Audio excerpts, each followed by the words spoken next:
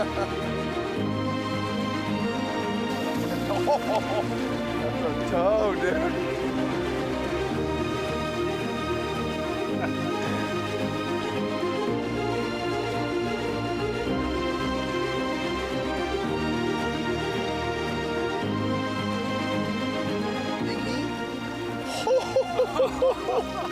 I mean, come on an 8-weight, and just destroying it. I'm gonna say it. I'm gonna go ahead and say it. This is almost too easy. I think I'm gonna switch to the fly rod.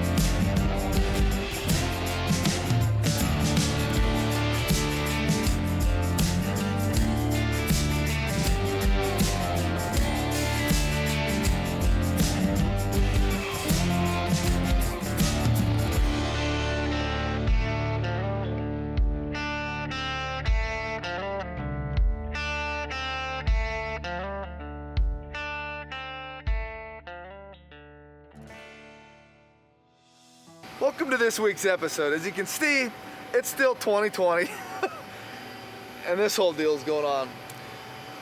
Fortunately, this year we did get to travel Alaska. So we're in beautiful Anchorage, Alaska right now.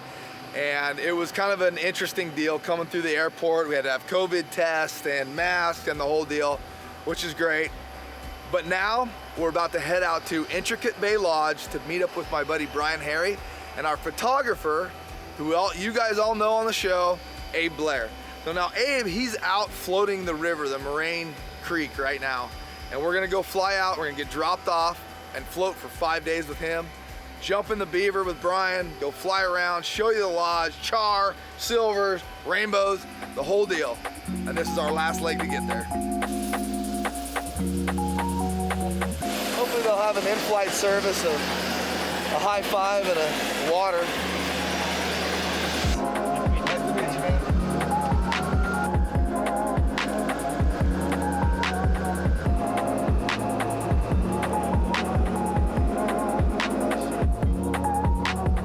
Took us 4 flights to get here. Anchorage is really easy.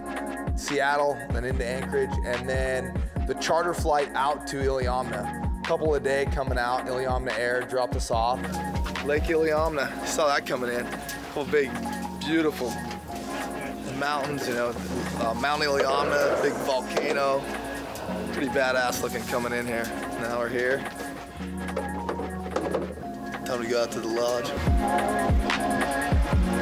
We gotta earn our keep first before they actually take us to the lodge. We gotta load some groceries and, you know, help everybody out a little bit. That's what we do in Alaska.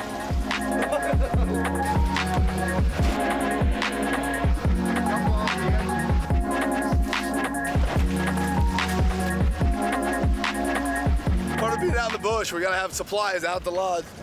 I just had a pile of groceries, so Mark and Justin and I just got with it, got the whole thing loaded up. I mean, we're max capacity. 750 pounds of groceries, 3 grown men. One of us hasn't been working out very much lately, and a bunch of baggage made it a little hairy for takeoff.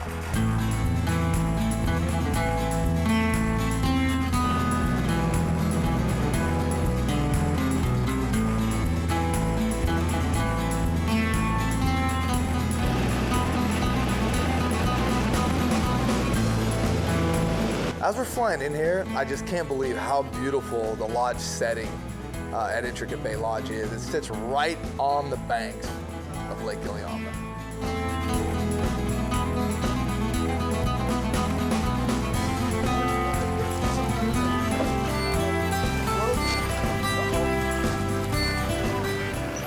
Sitting around here in shorts and flip-flops, man. Hi, Roll.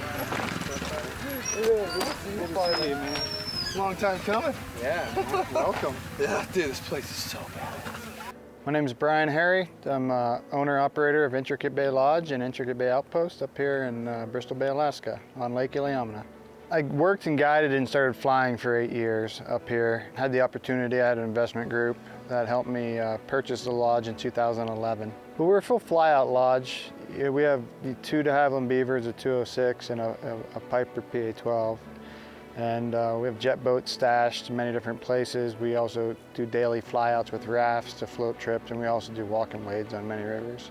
Full service, guided fishing trips. But we also do a lot of other things. And I'm a firm believer that little things are what count. I have, generally over a 1-to-1 staff to guest ratio. We have fine dining, wood burning hot tubs, very good food. So yeah, unfortunately after the 2 years operation and the second to last day of my second year, the lodge caught on fire and burnt to the ground. It was a pretty tough day, but it turned out to be a blessing. I always said, not many guys get an 8-year apprenticeship on how to and not to run a fishing lodge and then have the opportunity to, and definitely even less guys, are fortunate enough to be able to design a lodge, your dream lodge you've been thinking about for 8 years, and that was a byproduct of a rough day, but it worked out.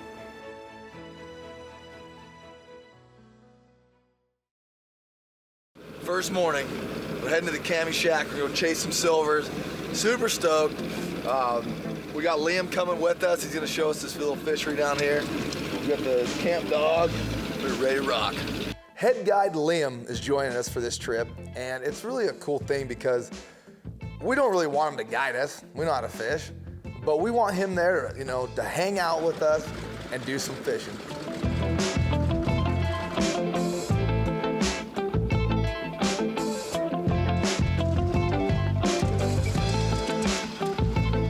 Camy Shack is a fantastic silver salmon fishery. It's on the coast of Alaska. It's about a 35-minute flight away from the lodge here. It's got an 18-foot tidal swing, so we have jet boats staged up there.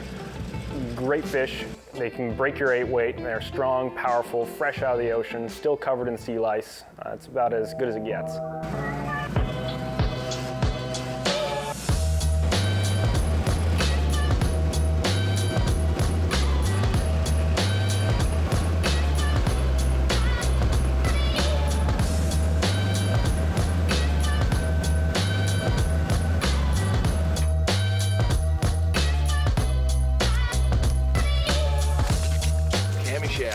Made it. So this place we're flying into, the tide dictates if and when you can come in and out of here. So we just landed, got the tidal flow going, and we're gonna drag one of these boats out, go upriver, rip some silvers. Alaska's wild. We talk about natural resources, and normally you think about logging and mining oil and gas, but we have a far more sustainable natural resource, and that is our wildlife and our fish. When people come to Alaska, they want the full experience, and you can't blame them. It is an absolutely gorgeous area. Just got here to our first spot. We got Liam fishing with us today. He's the head guide at the lodge, and he came out to hang out with us. He's got some of his home tie jobs for the silvers, so he's gonna throw a fly this morning for a little bit, and I'm gonna throw a spinner, start working them over. The first thing I wanted to do is crush some silvers on some conventional tackle. One thing I know about silvers is they love spinners. There we go, our freaking cast. Dude, just let that barely even roll in it. I love it slow. Yeah, there we go. That was pretty cool. Just rolled into this hole. Liam, I think, did you get your cast out? Half a cast? Threw the spinner in there, just bam. Didn't crush it though, I just kind of barely picked it up and he was there. Just like that.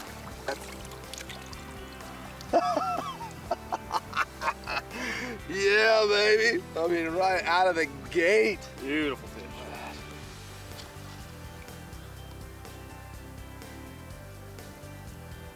Bigger than your tape. Yeah, need a bigger net. All right, is he long? He's long. All right. Oh, when Dennis pulled out the conventional rod, I was like, oh, here we go. He's gonna absolutely light them up. Baby! Woo! Oh! Oh, that was rad. Look at that. I mean, just tearing you up.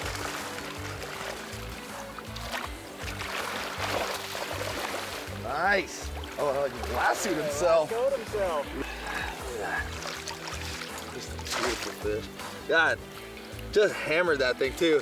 He had it in his mouth. I think he lassoed himself. You can kind of see the lines there. It kind of came in. But that's what real skilled fishermen do, I think, right, Liam? Anybody can hook them in the mouth. Anybody can land a fish in the mouth. I mean, honestly, you know, we're here to be sportsmen, and if we're gonna kill them, I hook them in the mouth.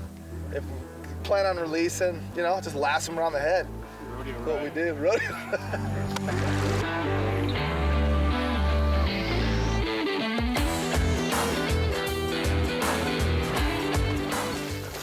Oh, that's a toe, dude. Yeah, buddy. Dude, that's a freaking donkey. That one's long. Yeah, that's a dandy. Was that your home tie? That's my home tie. That's the Incredible Hulk. Relax. The Incredible Hulk, huh? I like it. Instead of Vikings, I can't tell what purple and green's supposed to be. When you have a name like the Incredible Hulk for your salmon fly, you know it's going to be good.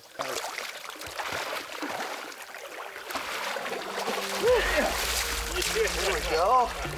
Look at that beautiful fish, huh? Beauty. There's always something to do at a lodge like this. So when we have a day off, it's not exactly a day off. It's a great day to go collect firewood. It's a great day to go fix a jet boat engine that you know you lost on the river somewhere. It's a great day to work on something else. So having the opportunity myself to actually go fishing, oh, it's a pleasure. Yeah, that's why I got into this thing in the first place, is because I love fishing. Dude, what a dandy fish.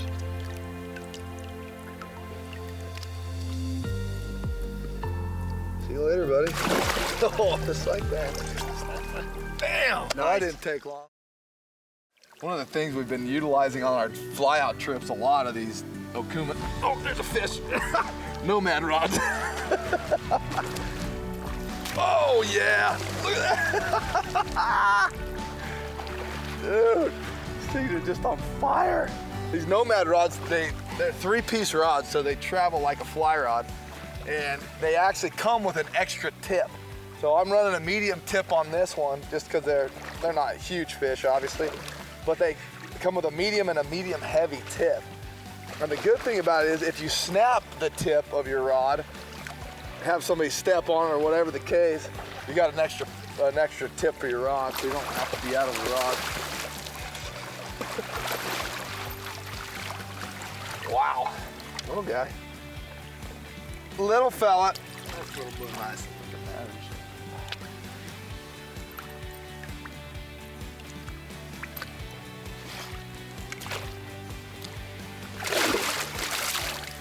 Hot. Dude, like I was saying, that Nomad rod's a sweet piece of kit. The bears are friendly here somewhat. They're not scared of us, though. They got a little teenager walking up his way up here.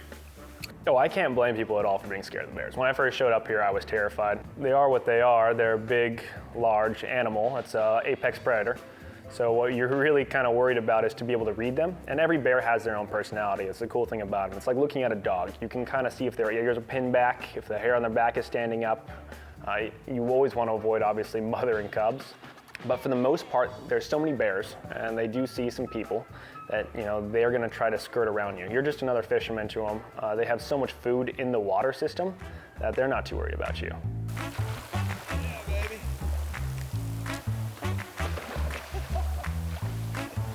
Gonna have to hand land them. The beach.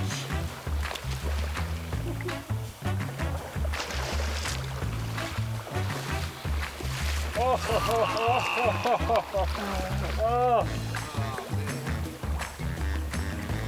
What happened there?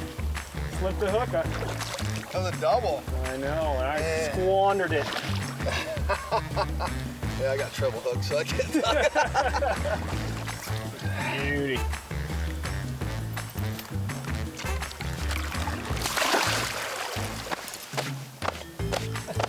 Cool. What you saw there was a double. That was pretty rad. You hooked yours, had it for just a minute, and then I hooked one right after. That was fun. Good show. It was nuts. Like it's, you know, I hate to jinx us this early in the game, but it's just happening. I mean, it's just like, So far, so good. it's just been going. So we got one for lunch. So we're rolling into shore lunch, and Liam says, as soon as I start cutting up these fish, these bears are gonna come out. Sure enough, he starts cutting fish, bear pops out immediately.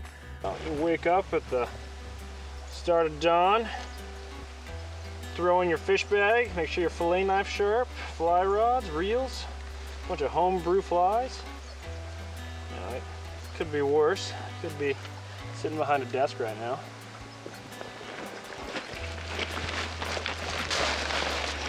Beautiful. It's lunch. We pull over to have shore lunch, and we see some silver, of course. So I throw a spinner in there, and as I'm setting the hook on these fish, there's a mom and 3 cubs standing right over his shoulder. Once again, Wilderness, Alaska. Fishing with the locals. See that little bear pop out of here. We stopped in for shore lunch. And I think we woke up Mama and her cubs, but we stopped for shore lunch, and Justin saw some silvers in here. And pretty much automatic. Liam pulls over, we get a fire going, and he just crushes out this shore lunch, wraps this fresh fish in tin foil, puts it on the coals, knocks it out of the park. I mean, how awesome is that? The true Alaska wilderness experience. Get dropped off in a float plane, go up a river, smash a bunch of silvers, and eat them right there with bears looking over your shoulder. What else do you want? There he is. On the side drag again. Oh yeah, that's a good one. Yeah, baby.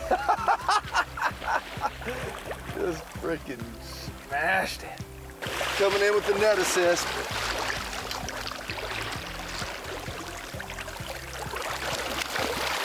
Oh, that's a tank. Yes. Damn, Gina. Look at that. That is a freaking toad, huh?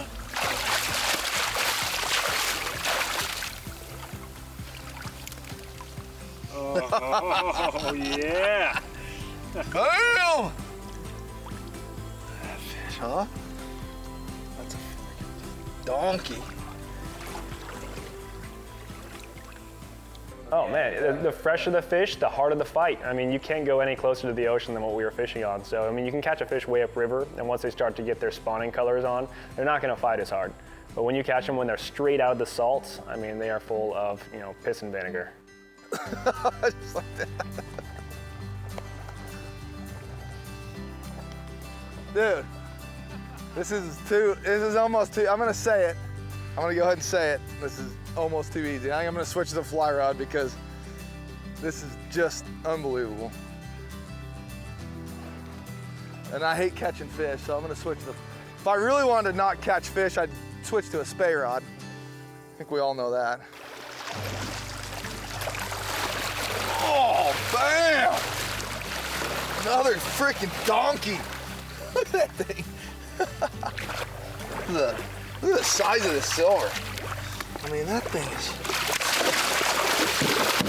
See you later.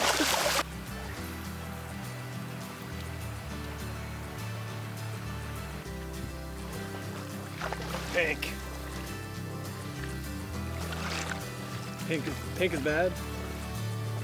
Pink's not bad. It's just not what we're looking for. Hit the net. Pink salmon and silver salmon are 2 different species of salmon. You have the pinks, like this guy, which come in the rivers about the same time as the sockeye. And they develop this big humpback right here, the males do, right? And this guy's kind of starting to get it. They get a lot more pronounced than that. But they're just one of the many species, one of the 5 species that comes into these river systems to spawn. You can see these guys aren't quite as sought after. They don't have as much meat on them. They're much smaller than the rest. But they are beautiful.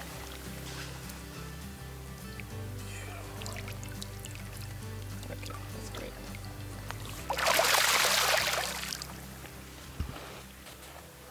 All right. Well, yeah, that was a day. Oh my God, dude. Is that the best day of silver fishing of your entire life? Nope. Yes, it is.